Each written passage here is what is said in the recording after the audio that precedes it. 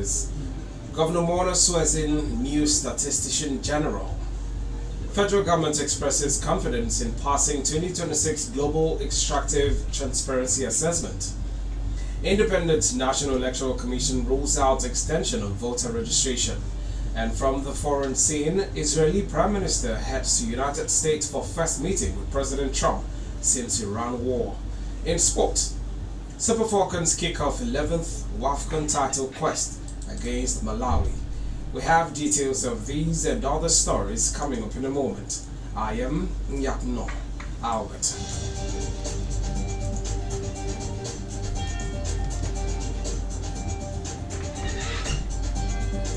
And now the news in full, beginning from the presidency. Beginning from home, rather, Akwa Ibom State Governor Pastor Mono has sworn in the new Statistician General Odwa Effiong Isaac with the mandate to ensure proper management and coordination of the state's statistical data for general development. The inauguration formed the first part of the State Executive Council meeting held yesterday at the State Executive Council Chambers, Government House, Uyo. Governor expressed satisfaction with the identification of Isaac, saying he had desired to have a competent statistician who will not only generate statistical reports but also defend the numbers. The governor noted that the development efforts of government through the Arise agenda must be statistically captured, stressing that the new Statistician General must avail himself a monthly statistical report on the state of the state, and is also expected to manage his previous office as a Permanent Secretary, Human Capital Development.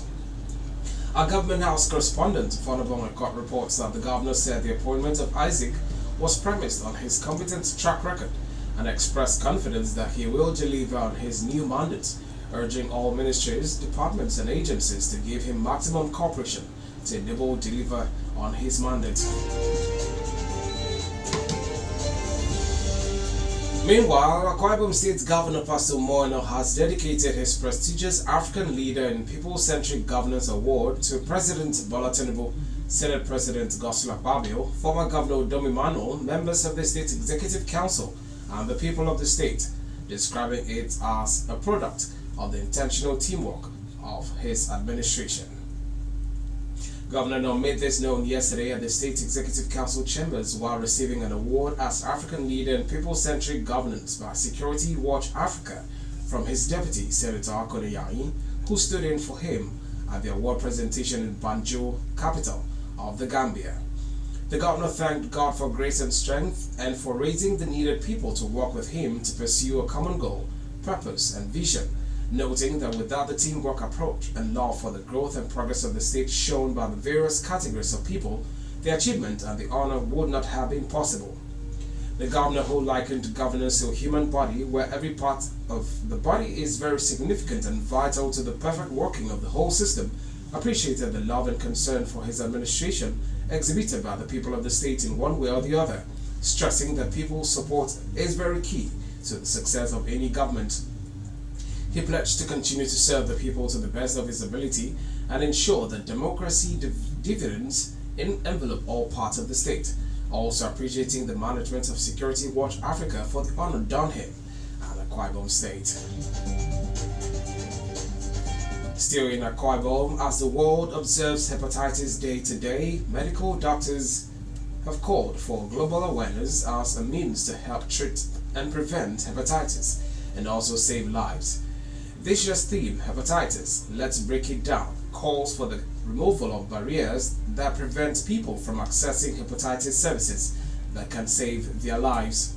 Speaking with our correspondent, Ofonise Abasi Johnson, a director of a medical facility in Uyo, Dr. Akintunde Oyelani, stated the types, causes, and ways to contract and prevent exposure to hepatitis. Hepatitis is an inflammation of the liver, most commonly caused by viral infection. There's other causes of hepatitis. autoimmune conditions. Some medication and toxins also cause hepatitis. We have hepatitis A, hepatitis B, hepatitis C, hepatitis D, hepatitis E, which is viral. Hepatitis A is a short-term infection, usually spread through food and contaminated water, and there's a vaccine available for. Hepatitis B can be acute and chronic. It is spread through contact with infectious body fluid, blood, semen, and vaginal fluid. There's also is preventable through vaccination. Hepatitis C primarily is blood-borne virus, typically spread through unsafe medical procedures. So medical personnel should be careful when using needles and other materials which we use in hospitals.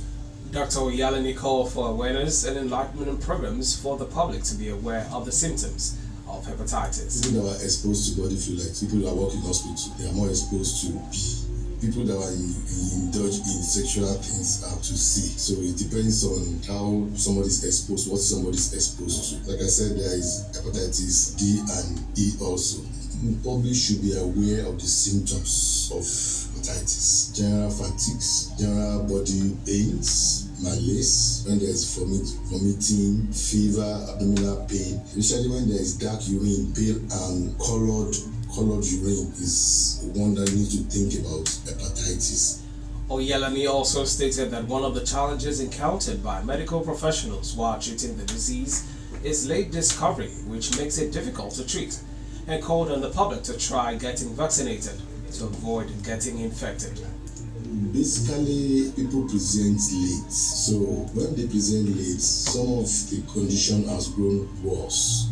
And then to now try to, liver is already affected, is damaged. Despite the fact that liver is a organ that can regenerate itself, but at the point in time when it is very late, little or nothing that we do. Those are basically the challenges we face. Is presentation, not identifying the symptom and presenting in hospital on time. These kind of challenges. And some of the deadly, especially by hepatitis C, that can become chronic and become complicated. When they become complicated, it can become a chronic one, can lead to so many other things. He commended the state government for providing enough vaccines to health centers in the state to help the public stay hepatitis free and safe, and encourage members of the public to visit any health center within their vicinity to get vaccinated. On the national scene, the federal government has expressed confidence that Nigeria will successfully pass the 2026 validation exercise of the Extractive Industries Transparency Initiative (EITI), citing ongoing reforms aimed at improving transparency, accountability, and governance in the extractive sector. Secretary to the Government of the Federation (SGF) and Chairman of the National Stakeholders Working Group (NSWG), Senator George Akome, stated this yesterday while declaring open a 3-day joint strategic retreat of the NSWG and senior management of the Nigeria Extractive Industries Transparency Initiative (NEITI) in Abuja. The retreat was themed Strengthening EITI Implementation from Extractive Sector Reporting to Impact as the 2026 EITI validation exercise, which was earlier anticipated to commence on the 1st of July 2026, with the international validation team expected to visit Nigeria in August. Senator Akome said the exercise is bound to provide an opportunity for the country to demonstrate progress in strengthening governance of its oil and gas sector, addressing previous corrective actions, and institutionalizing reforms that promote transparency and accountability. He urged participants to develop practical strategies for accelerating the implementation of audit recommendations, strengthening collaboration between the NSWG and NEITI management, improving data accessibility, and ensuring that transparency translates into better governance, resource management, and sustainable development. Still in the news, the Independent National Electoral Commission (INEC) has ruled out an extension of the continuous voter registration exercise despite pressure from opposition parties and civil society organizations. INEC's Deputy Director of Voter Education and Publicity, Wilfred Ifoga, during his recent telecast, reportedly stated that the exercise has officially stopped, irrespective of those who are unable to meet up. Before now, the electoral umpire had extended the exercise by 2 weeks before it ended last Sunday. According to Ifoga, the move has even placed INEC under pressure ahead of next year's general elections, explaining that from the timetable and activities, additional 75 days are needed to get the registers prepared right from when the exercise of the registration was stopped. You're listening to Global News on Memories 96.5 FM, and now to the rest of the news. On the foreign scene, Israeli Prime Minister Benjamin Netanyahu will meet United States President Donald Trump at the White House today for the first time since the start of the Iran war over what they publicly disagreed. Relations between Netanyahu and Trump have occasionally appeared strained in recent months, but both have sought to tone things down. Today's meeting is anticipated to be dominated by the war, which began with US-Israeli strikes on Iran in late February, as Washington says it wants to give negotiations a chance. Israel has not taken part in the latest round of hostilities between the United States and Iran, which flared earlier this month after an April ceasefire collapsed. And in sport, Super Falcons will today return to the pitch under the floodlights in Rabat to begin their quest for another title in the Women's Africa Cup of Nations WAFCON against Malawi. The 2026 WAFCON will be doubling the stakes for the undisputed African football queens, a record-extending 11th trophy, and a direct ticket to the 2027 FIFA Women's World Cup is on the line. This year's tournament serves as the qualification route for the World Cup in Brazil, with semi-finalists guaranteed a ticket to the competition. But for the Super Falcons, the job starts against the Scorchers of Malawi, led by the Chawinga sisters at the Stade El Barid, Rabat, with an objective to secure all 3 points, stating categorically that they are in Morocco for business. Against the debutants, Nigeria will seek to produce another masterclass in Rabat, the city where they had to dig deep to defeat the host Morocco in the final last year.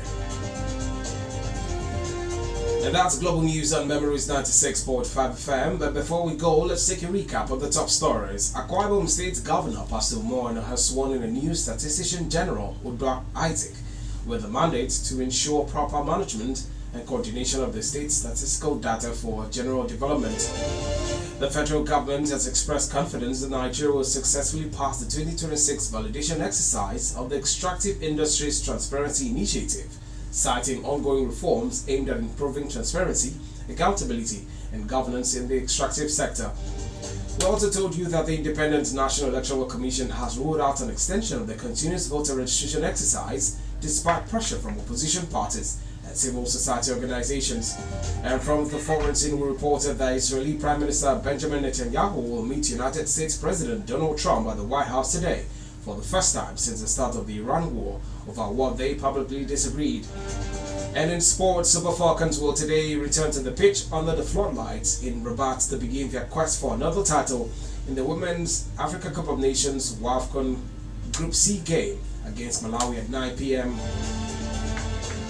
The news this afternoon was edited by Mary Akpan and assisted by the production team.